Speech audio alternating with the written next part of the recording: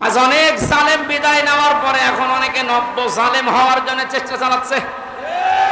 গতকালকে চুয়াডাঙ্গার একটা খবর শুনলাম, আমি কোরআনের আয়াতের সাথে মিলিয়ে আশ্চর্য হয়ে গেছি। জালেম বিদায় নিল, এ জালেম আসলো কোত্থেকে?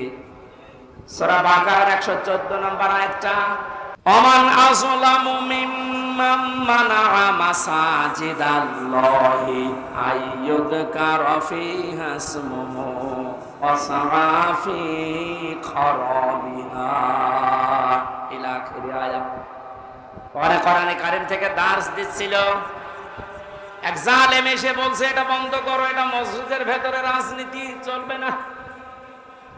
আমি মিলিয়ে দেখলাম কোরআনে কারীমের আয়াত আল্লাহ মনে হয় ওর নাম দিয়েই নাযিল করেছে।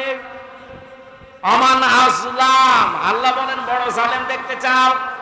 আমি আল্লাহর দৃষ্টিতে সবচাইতে বড় জালেম ওই লোকটা, মিম্মাম মানাআ মাসাজিদ আল্লাহ, যে লোকটা আল্লাহর মসজিদের ভেতরে নিষেধ করে, আইয়ুযকারা ফীহা ইসমুহু, তার নামের জিকির করতে, তার নামের আলোচনা করতে আল্লাহর ঘর মসজিদে যারা নিষেধ করে এরা আল্লাহর দৃষ্টিতে বড় জালেম।